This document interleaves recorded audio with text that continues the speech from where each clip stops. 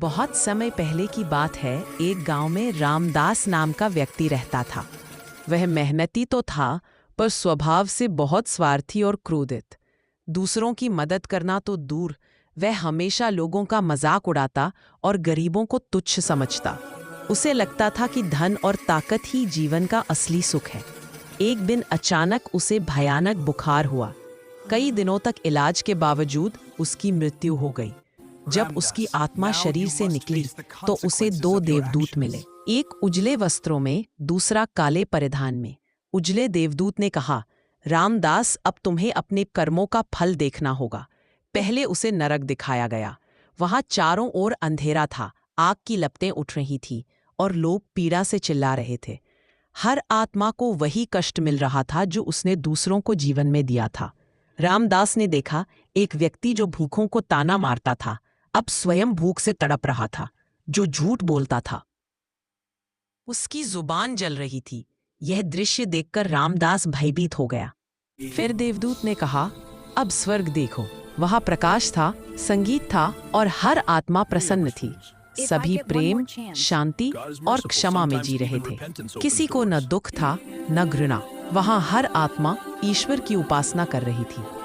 रामदास ने वहां अपने बचपन के एक मित्र को देखा, जो गरीब था पर दयालु और ईमानदार। वह देवदूतों के साथ प्रसन्नता से गा रहा था। रामदास ने विनती की, हे देवदूत, मैं भी यहाँ रहना चाहता हूँ। देवदूत मुस्कुराया और बोला, स्वर्ग का द्वार हर किसी के लिए खुला है, लेकिन यहाँ वही आता है जिसने जीवन में प्रेम, दया और क्षमा का पालन किया हो। तुमने केवल अपने लिए जिया, दूसरों के लिए नहीं। रामदास पछताने लगा।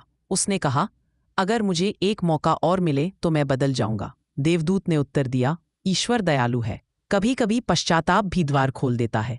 इतना कहते ही रामदास की आंख खुली। वह जीवित था। यह सब एक स्वप्न था, पर बहुत सच्चा लगा। उस दिन से उसका जीवन बदल गया। अब वह गरीबों की सहायता करता, जरूरतमंदों को भोजन देता और हर किसी से प्रेम पूर्वक व्यवहार करता। लोग उसे दयालु रामदास कहने लगे।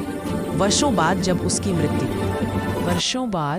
उसकी मृत्यु हुई तो वही उजला देवदूत फिर आया। इस बार मुस्कराते हुए बोला, अब तुम तैयार हो रामदास, स्वर्ग में तुम्हारा स्थान है।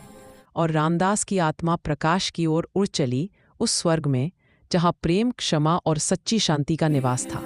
सीख, स्वर्ग और नरक हमारे कर्मों से तय होते हैं। जो प्रेम और दया में जीता है वही सच्चे स्वर्ग का अधिकारी है। जो स्वार्थ और घृणा में जीता है वह अपने ही कर्मों के नरक में गिरता है।